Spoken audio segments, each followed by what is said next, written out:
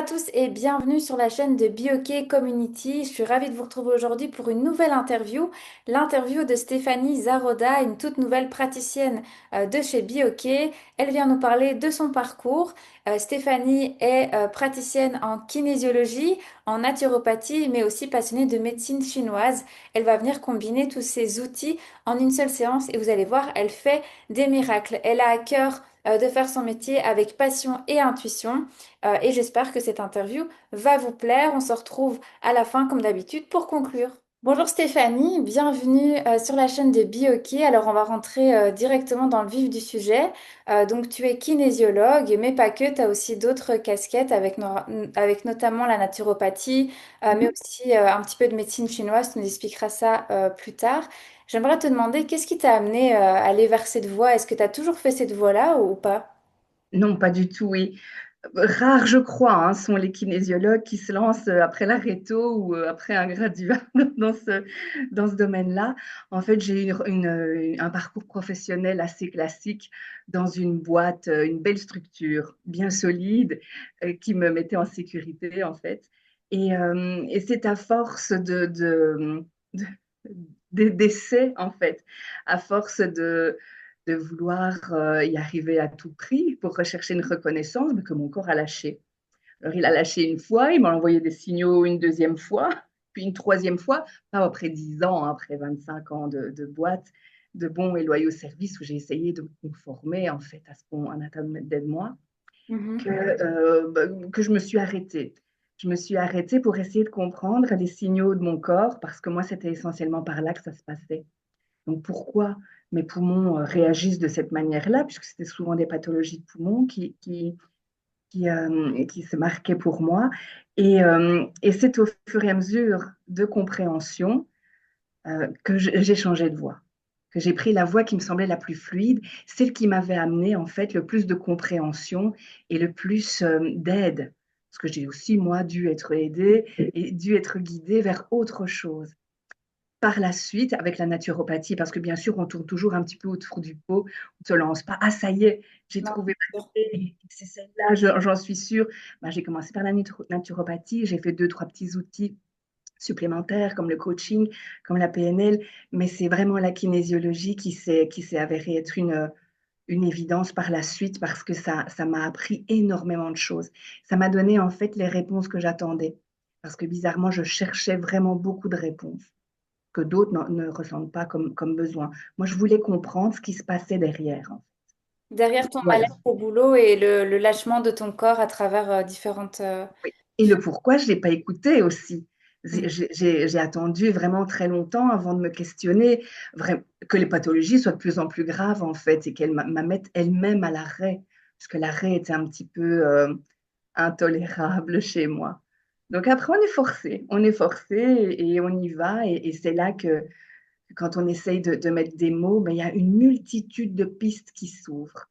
Vraiment, une multitude de compréhensions. Je ne pense pas qu'on ait fini un jour de comprendre, mais ça, c'est mon idéologie. Il faudrait peut-être toute une vie pour essayer de mettre ça bout à bout. Mais en tout cas, c'est passionnant. Donc, c'est la voie que j'ai choisie.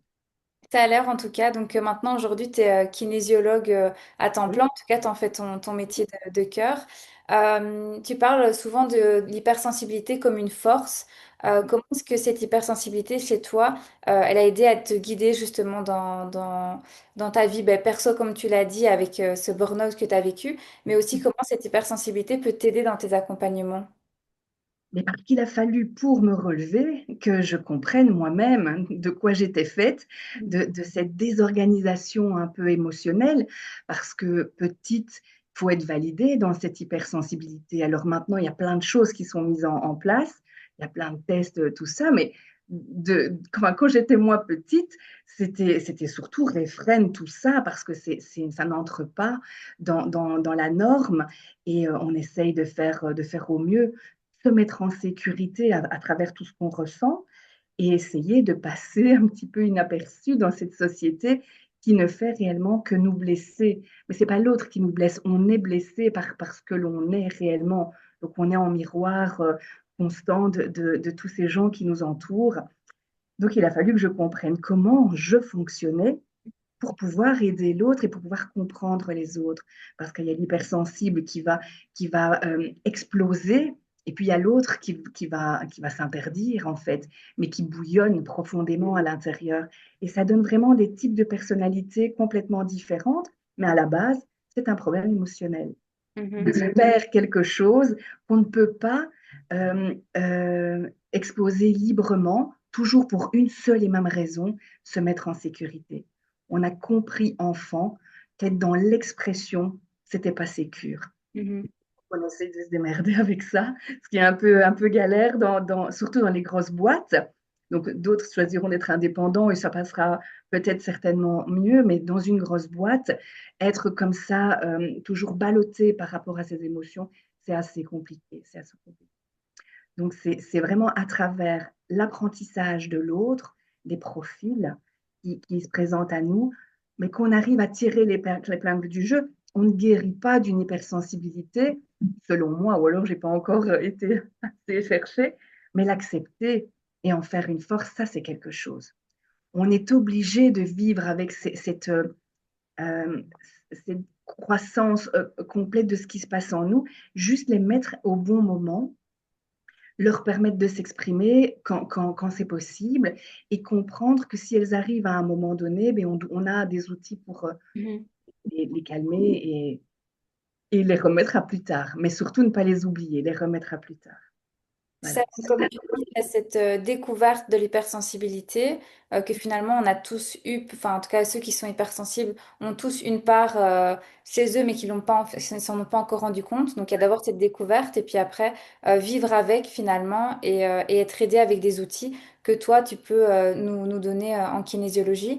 Tu as par exemple un conseil pour des personnes qui sont hypersensibles qui pourraient peut-être déjà appliquer un petit peu maintenant C'est quoi les conseils que tu donnes le plus peut-être? Même si c'est, je suppose, personnalisé et cas par cas selon comment on fonctionne, hein. Oui, c'est personnalisé. Il faut voir aussi ce que la personne vit au moment où elle arrive en kinésio. Ça, c'est son corps qui nous donne l'info. Mhm. Mais la meilleure façon, enfin, le premier outil du moins que je donnerais, c'est respirer. C'est faire un peu de cohérence cardiaque avec une appli, avec un système qu'on peut trouver partout sur Internet, dans des livres pour les personnes qui font du yoga, elles peuvent connaître ça. Faire la respiration en carré ou simplement faire de longues inspires et des expirations profondes pour simplement coordonner l'orthole parasympathique. Parce que cette explosion, il faut simplement pouvoir la diriger et lui permettre de revenir à l'état normal. Ça, ce serait mon premier conseil. C'est celui que j'essaye d'utiliser au quotidien, en tout cas. La base, c'est revenir à la respiration. Euh, donc, je l'ai expliqué tout à l'heure que tu étais à la fois kinésiologue, mais tu l'as dit aussi dans ton parcours, tu as commencé un petit peu de naturopathie au tout début, et puis Oui, il y a aussi de la médecine chinoise. Donc, ce que j'aime bien dans ta pratique, c'est que tu vas pas juste proposer de la kinésio, juste de la naturopathie, tu vas vraiment faire dans une seule séance, tu vas oui. mener tous ces outils dans la séance. Est-ce que tu peux un peu expliquer comment ça se passe du coup une séance avec toi? Alors, c'est pas systématique, hein. Toute personne qui vient ne sortira pas avec une liste de courses à faire. C'est Ok. pas vrai, mais c'est vraiment en fonction des besoins de certains. Il y a une grosse détox du foie à faire, non pas parce que cette personne ne sait pas gérer son alimentation ou autre, ça peut être tout autre chose, ben, oui, je vais pouvoir l'aiguiller vers des solutions que j'ai parfois ici ou que je lui propose d'aller acheter. Mais ça, c'est vraiment ton libre arbitre. C'est une béquille qui va lui permettre, en plus d'analyser tout ce qui vient de se dire en séance, parce que c'est par là qu'on commencera, par écouter le corps, lui permettre de dire, mais voilà, tu as compris ce que recelait cette information, cette douleur, elle vient de tel organe, de tel muscle. Je te propose, comme c'est en lien avec le foie, ou c'est la même chose pour tout autre Organe. organe, ben, de faire une petite cure et pour te calmer, et pour détoxifier ton foie, et pour rééquilibrer tes hormones. Tout ça est possible en fait. Et je trouve que c'est essentiel parce que ça fait partie d'un tout.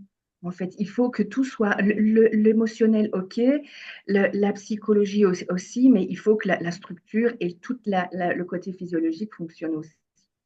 Si on est déséquilibré sur un de ces paliers-là, les autres ne peuvent pas être en pleine possession de leurs moyens. Mhm. Donc, je fais un peu de tout, c'est vrai. Je donne ce qui me semble, ce qui, moi, m'a apporté le plus d'efficacité. C'est-à-dire que je n'ai pas foncé forcément vers des médicaments tels qui sont prescrits, mais dans la nature, plein de choses peuvent pallier aux mêmes symptômes.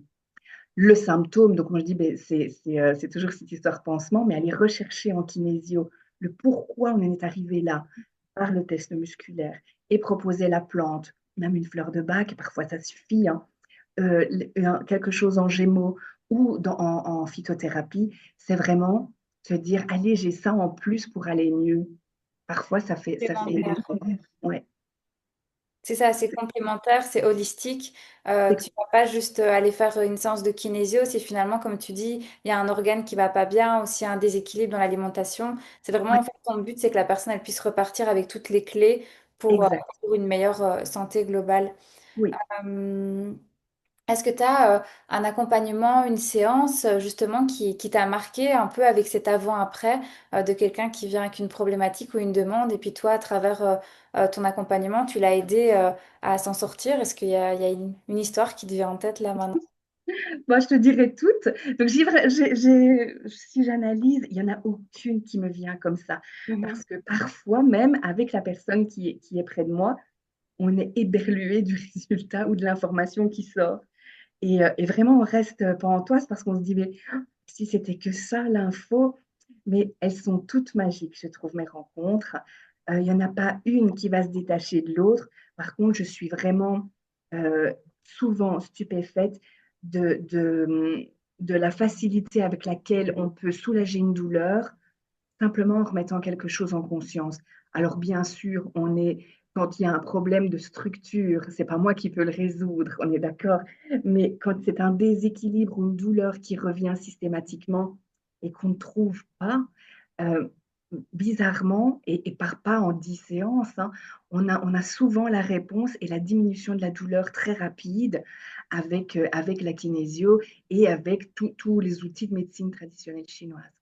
Ce que tu veux dire, c'est par exemple quelqu'un qui aurait un trauma passé ou quelque chose qui lui tient encore à cœur de manière émotionnelle, Mhm. serait à la racine peut-être d'un problème physique et c'est ce que son corps va lui dire. Enfin, Bien c'est sûr, oui. pour qu'en fait les personnes qui connaissent pas trop la kinésio. Oui, bien sûr. La kinésio, ça peut. Donc, on a une base quand même élémentaire à connaître au niveau de l'anatomie et de la structure du corps. Ensuite, on se dirige déjà plus dans un système de compréhension de l'être humain qui ressemble très fort à la médecine chinoise. C'est pour ça que je m'y suis intéressée par la suite parce que c'était un monde qui m'intéressait énormément, qui attisait vraiment ma curiosité. Et on se dit euh, que tout événement, que toute émotion qui n'a pas pu être acceptée, qui n'a pas pu être, comment dire, Gérer. gérée, voilà, va aller se loger quelque part. Elle est là. C'est un événement qui s'est passé et on ne peut pas le nier. Donc, si on n'a pas réagi de manière adéquate, si on n'a pas eu les outils à ce moment-là et que c'est quelque chose de très important, le subconscient va nous permettre de plus mettre en évidence. Mm. Mais où est cette information-là? Alors, parfois, c'est dans le corps lui-même, parfois, c'est notre événement, mais si c'était aussi quelque chose qu'on portait de nos parents. On a baigné quand même pendant 9 mois dans l'utérus d'une maman qui était, elle, baignée par ses propres émotions, parce que c'est là toute la partie du corps où ça se réveille, c'est toute sa créativité. Et qu'est-ce qu'on a ressenti, avec quel bagage on arrive déjà dans ce monde que l'on pourrait un peu laisser de côté et pour vivre sa propre vie, quoi. Ce serait pas mal. Donc, il y a plein, plein de possibilités. Je pense que les kinésios vont toujours, même si on a un panel d'outils, aller vers ceux avec lesquels ils ont plus de feeling et pas oublier les autres, hein, mais bizarrement, les gens vont être attirés vers ça, vers ce qui est notre particularité. Et du coup, ben, on en arrive souvent à retrouver des pathologies qui ne nous appartiennent pas trop, des croyances limitantes qui font que ben, on ne peut pas exprimer ça, ou on ne peut pas vivre pleinement sa vie, ou on ne peut pas briller en société, parce que si on brille, ça va nous attaquer, ou des choses de cet ordre-là. Donc voilà, on peut rester très bien dans une douleur avec un événement qui s'est déroulé là dans la matière, mais parfois c'est un peu plus profond et un peu plus loin. D'accord. Au niveau de la médecine chinoise, c'est vrai que du coup, ben, la kinésiologie, ça commence à être de plus en plus connu, naturopathie aussi, mais médecine chinoise, pas encore vraiment. Qu'est-ce que tu vas utiliser comme outil lié à la médecine chinoise? Juste des connaissances ou peut-être de l'acupuncture? Tu vas me dire, ça dépend. Ça dépend, ça dépend, oui. Les points d'acupuncture, on peut les stimuler, pardon, de différentes manières. Donc ça, ce sera en fonction de la personne. Il y a l'application des ventouses aussi et la moxibustion. Tout Mhm, ça fait partie d'un package, mais qui n'a vraiment qu'un seul but, c'est d'aller stimuler par n'importe quel moyen un point d'acupuncture qui a un sens et qui va permettre de rétablir l'équilibre énergétique dans ce point qui est lié lui-même à un méridien, lui-même à un organe. Donc, c'est une complémentarité pour moi à tout. On reprend l'information que le corps nous donne. Pourquoi est-ce que cette douleur est présente? Ou pourquoi je n'arrive pas à avancer? Ou mhm, pourquoi j'ai des crises de colère? Pourquoi je suis extrêmement timide? Pourquoi parfois voilà, j'ai des soucis de santé ou de plein de choses? À partir de là, on cherche l'outil qui va nous aider. La kinésio nous permet de l'établir. Donc, est-ce qu'on va en médecine chinoise ou est-ce qu'on reste en kinésio? Et c'est comme ça que se déroule une de mes séances. On peut très bien ne pas avoir besoin d'un outil de médecine chinoise. Par contre, moi, je ferai toujours le lien dans mon explication mhm. avec la personne. Après, si le corps le demande, ben, on reste vraiment dans les outils qui nous sont offerts. Moi, j'ai une spécialisation en facilitation, très difficile à dire ça, facilitation crânio-sacrée. Donc, vraiment, j'ai beaucoup bossé sur le sujet.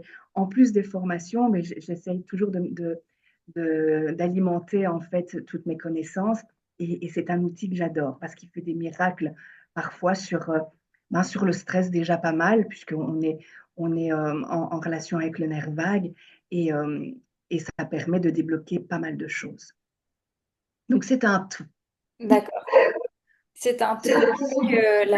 La base finalement de ton accompagnement, c'est vraiment le corps. Tu le vois comme un guide, comme un messager. Euh, Est-ce que tu peux nous expliquer un petit peu comment ça se passe, le test musculaire, peut-être en kinésiologie, quand... Oui, oui, vraiment oui, le ressentir. Après, c'est après des années de pratique et de compréhension, mais c'est simplement ce que l'on ressent, c'est un tonus musculaire ou un relâchement Mhm, musculaire. Donc, c'est un petit peu comme quand vous avez une mauvaise nouvelle. Donc, vous êtes en train de faire plein de choses dans la journée, tout d'un coup, le téléphone sonne, vous avez une mauvaise nouvelle, et là, personne ne pourra dire le contraire, enfin, j'espère, on a un peu les jambes qui flageolent. Il y a mhm. quelque chose qui se passe. Ça, c'est vraiment un relâchement, donc un manque de tonicité musculaire dû à une information qui n'est pas forcément OK pour le corps. Ça Ok. va fonctionner de la même manière, sauf que enfin, tous les muscles pourraient nous donner cette information-là. En général, on utilise le muscle qui est quand même plus proche de nous. C'est plus facile que de demander à la personne de lever sa jambe pendant une heure. Et Mhm, moi, je fonctionne avec les fascias ou simplement avec le deltoïde qui va nous donner, bah, tiens, là, je donne une réponse qui plaît à la personne qui est en relation avec sa vérité. On a un muscle tonique. Dès qu'on donne une information qui la met en angoisse, ben, le muscle va se relâcher. Et c'est en fonction de ça qu'on recherche les informations dans un panel de choses. Donc, on ne va pas lui demander son horoscope, enfin, quel signe elle est ou des choses pareilles, mais on a en kinésio mais plein de branches. Moi, j'adore la kinésiologie harmonique parce que pour moi-même, ça a fonctionné à merveille. Donc, j'utilise beaucoup les listes de kinésio harmonique, mais il y en a plein d'autres de toute façon. Plein d'autres. Donc oui, en résumé, c'est vraiment aller poser une question au corps et voir ce qu'il va répondre pour en fait du coup aller un peu plus loin que notre conscient. Euh, Oui, Peut-être on va se dire, si tu nous poses la question sans demander à notre corps, on va te dire non, non, pas du tout, j'ai pas de problème avec. voilà, oui. Mais le corps va peut-être dire, bah si en fait j'ai une faiblesse dans tel ou tel domaine, quoi. Bien sûr. D'ailleurs, la personne, quand elle arrive, elle me parle toujours beaucoup de sa situation, mais c'est sa tête qui donne l'information. C'est Mhm. aussi son ego. L'ego qui n'est pas à prendre au sens négatif du terme. C'est mon subconscient qui veut me mettre en sécurité face à un possible changement, va me donner des informations qui semblent pertinentes. Et après, on passe au test musculaire et on va lui proposer plein d'autres affirmations et voir ce qui la met en angoisse. Et c'est souvent pas trop en relation avec ce qu'elle a expliqué auparavant. C'est beaucoup plus profond. Je ne m'entends pas avec mon mari ou des choses, ou je ne m'entends pas avec ma mère. C'est bien plus profond que de savoir si, voilà, ça, c'est un événement de maintenant, c'est toute une construction qui se fait et qui amène des croyances ou des comportements, en fait. Mhm. Notre évolution, hein. Souvent, c'est très petit qu'on apprend à se défendre du monde avec tous les moyens qu'on croit les plus judicieux, hein. On fait tous du mieux qu'on peut et ça donne la route pour la suite, quoi. Parfois, il faut juste comprendre la route qu'on a prise. La plupart des accompagnements que tu fais sont souvent liés à des problèmes dans l'enfance.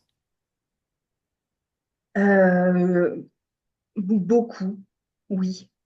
Si c'est un souci émotionnel, bah, on ne décide pas à 30 ou à 40 ans de fonctionner d'une manière que l'on découvre là tout de suite. C'est Mhm. une construction qui se fait très souvent dans les premiers paliers. Donc, de 0 à 7 ans, on est très en fusion avec notre maman et après, on découvre nos émotions, l'image du couple parental, comment est-ce il fonctionne et comment moi, je vais être validée dans mon émotionnel.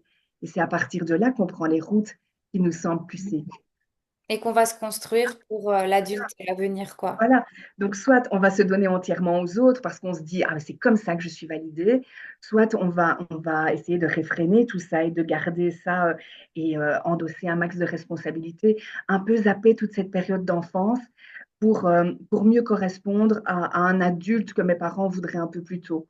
Mais tout ça amène au bout du chemin, enfin, au bout du chemin, on n'est pas au bout du chemin, mais vers, euh, vers l'âge adulte des incompréhensions parce qu'on est devant un panel de gens qui n'ont pas les mêmes fonctionnements que nous.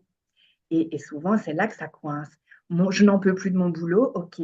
Donc, où je suis en burn-out, c'est pas vraiment le boulot qui amène le burn-out. C'est un élément, c'est la goutte d'eau, en fait, qui va venir faire déborder cet ensemble d'incompréhension du monde, des autres. J'ai dans mon boulot une multitude de palettes de personnalités qui font que je vais me mettre en stress ou en angoisse parce que je veux correspondre, parce que je veux être reconnue.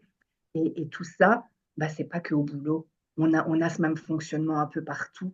Et c'est ça qui fait déborder, selon moi, le vase. C'est ça, c'est un peu une situation miroir, en fait. Peu importe, dans notre couple, au travail, ça va être le Ouais, miroir, finalement, de ce qui se passe à de l'intérieur. ce qui se Et toi, passe tu chez vas nous. nous aider à décoder, en tout cas, ça avec la kinésio. Voilà. Donc, on a parlé de la kinésio, puis après, médecine chinoise, on en a parlé un petit peu. Mhm. Il y a aussi cette base de naturopathie que tu vas Oui. mettre dans tes séances, notamment Mhm. avec des macérats, des infusions, etc., des remèdes, on peut dire, naturels. Oui. Comment est-ce que tu incorpores ça dans tes séances? Tu vas me dire, c'est comme tu l'as expliqué tout à l'heure, c'est pas obligatoire, Je mais les incorpore pas, hein. Je propose, enfin, je ne donne rien à la personne en séance.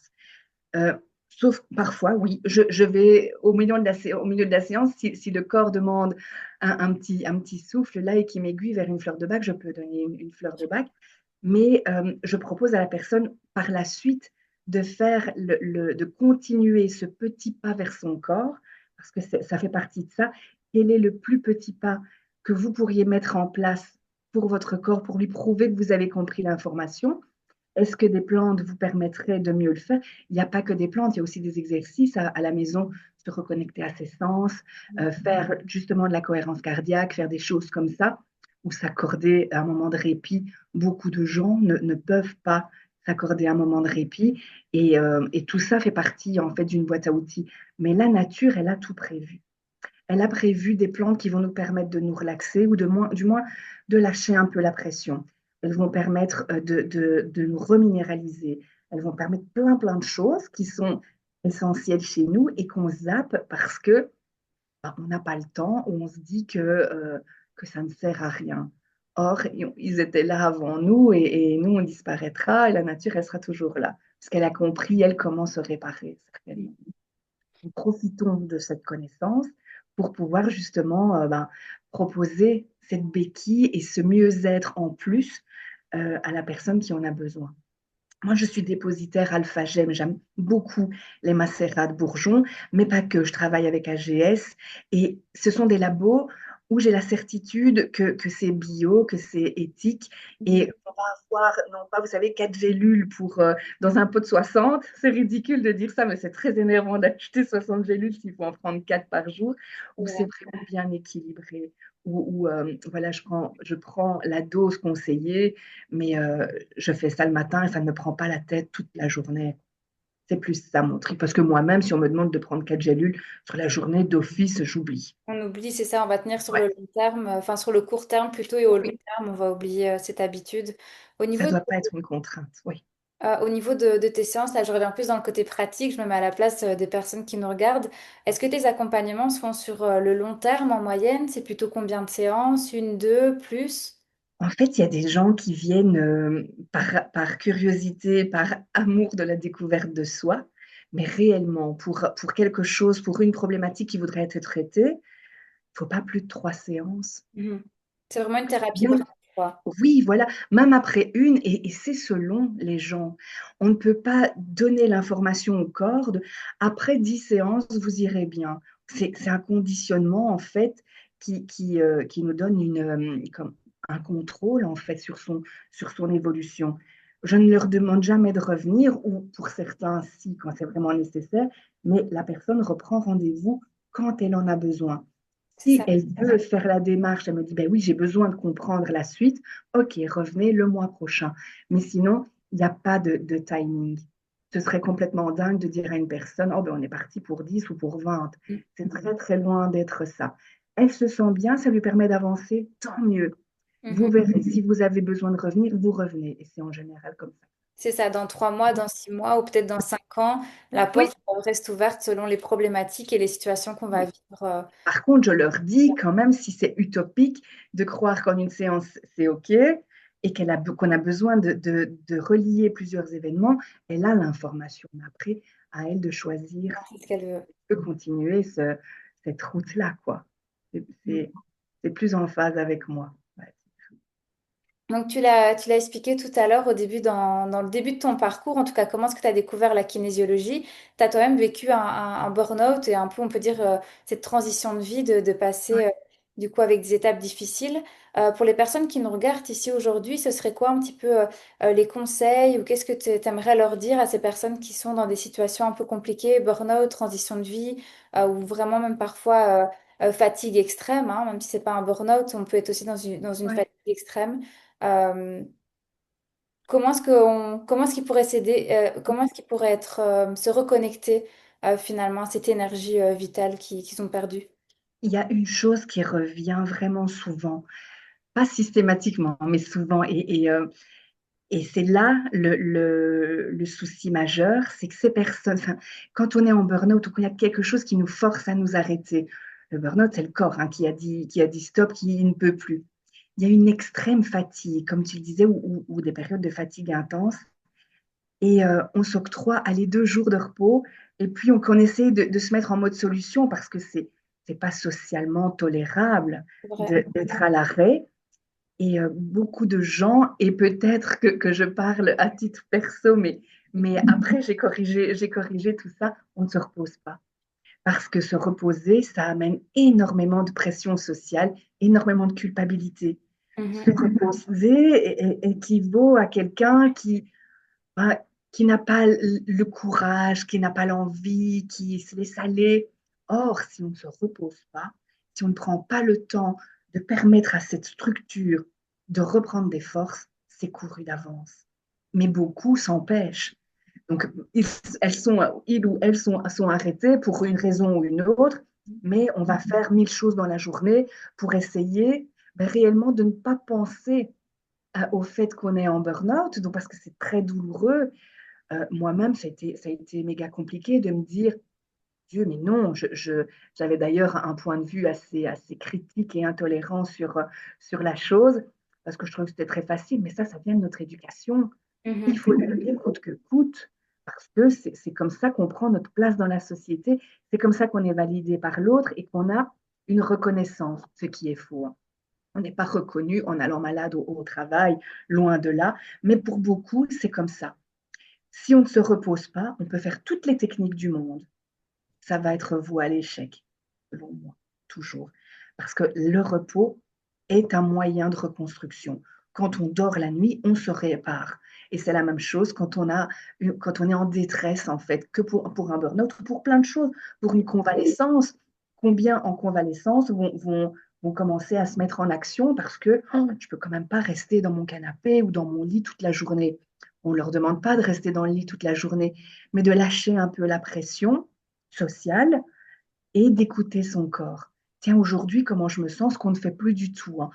On utilise notre corps comme un outil. C'est un outil pour aller bosser, c'est un outil pour faire partie du rouage de cette société, d'avoir le salaire qui correspond pour ensuite aller consommer. Enfin, ça, c'est vraiment très cliché, hein, mais bon, pour Oui, c'est beaucoup, vrai. c'est comme ça qu'on est construit.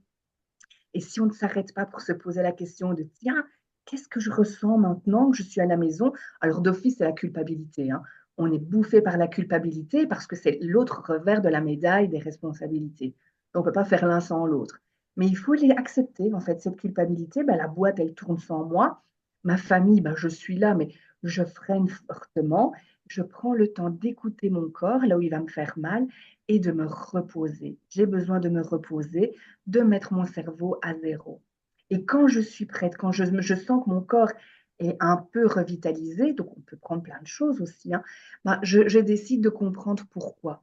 Mais faire coup sur coup la démarche, c'est courir comme une poule sans tête, en fait, à la recherche d'outils pour vite repartir dans le même circuit. Et ça, c'est souvent hard. On retombe très vite après. C'est ça, c'est en fait essayer de ne pas aller recharger ses batteries et aller reprendre en fait son corps, comme tu l'as bien dit, un peu une machine à la productivité et il Mhm. faut être productif dans tout. Et si on arrête la casquette boulot, ben, on sera productif peut-être à la maison dans son ménage et puis productif. On va à chaque fois ne jamais s'arrêter. Mais du coup, ton premier conseil, si j'entends bien, c'est vraiment de se C'est remettre vraiment de se au repos reposer. Oui. et s'écouter pour pouvoir débloquer du coup les choses. C'est par là que le corps se régénère. Voilà. De manière générale, pour, on va dire, monsieur et madame tout le monde, donc là, pas dans le cas vraiment burn-out, etc., est-ce que tu as un rituel, une habitude que tu vas faire tous les jours, par exemple, qui va t'aider à rester aligné dans ton métier de praticienne ou en tout cas madame et monsieur tout le monde, je veux dire, en général. Est-ce que tu as quelque chose que tu aimes bien faire tous les matins ou qui te donne la pêche ou... Euh, oui, je ne suis pas sûre que tout le monde va apprécier, mais moi, dès que je me lève, je sors, je vais dehors. Ok. Je ne sais pas si c'est une Marcher, faire pratique. une balade. Ah non, bêtement sur la terrasse. Donc, j'ouvre les portes, je fais vraiment circuler l'air. Mais c'est un truc que je fais depuis toujours. Je suis pas sûre que ça ait un lien avec avec ma route de kinésio, mais je remarque que j'ai besoin d'aller respirer l'air frais pour commencer une journée. La respiration, j'avais vraiment, moi qui étais prise des poumons vraiment systématiquement, je l'avais passé vraiment sur le côté. On ne voit même pas qu'on ne respire pas, qu'on suffoque et que la respiration naturelle n'est plus là du tout. On vit entre parenthèses, quoi. Donc, peut-être maintenant beaucoup plus qu'avant où je le faisais quand vraiment c'était la goutte d'eau. Je sors sur la terrasse, mais j'ai la chance d'en avoir une, où j'ouvre la fenêtre et je respire un bon bol d'air pour commencer la journée.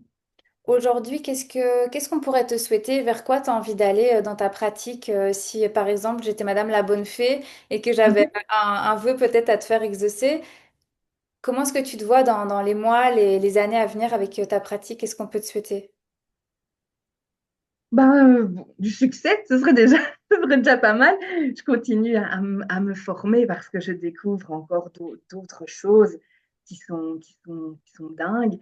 Et ce qu'on pourrait me souhaiter, ben, c'est que ça continue sur cette lancée et que je puisse ben, voilà, recevoir jusqu'au bout, que la santé me soit accordée pour pouvoir pratiquer ça jusqu'au bout. Et parce que ça me donne énormément d'énergie à moi. Et je suis pleine de gratitude envers ces gens qui viennent euh, jusqu'à moi alors qu'ils vont mal. C'est une preuve de confiance incroyable. Et j'essaye de leur rendre au centuple, presque parfois, mais j'essaye de leur rendre en fait l'appareil. Et à part ça, ben, à part la santé qui me permettra d'aller jusque loin, Mhm. que tout aille bien dans ma pratique et que je puisse, voilà, que je puisse faire ça très très longtemps et continuer à temps plein voilà, et pouvoir aider un maximum de gens sur leur route. Et vivre Voilà. vraiment de ta mission de vie, de ce métier de cœur qui Oui, t'habite, et ça se ressent vraiment quand on ouais, t'entend, ouais. quand tu témoignages. Donc, c'est le meilleur que BioK peut te souhaiter. Ici, on arrive à la fin de cette interview.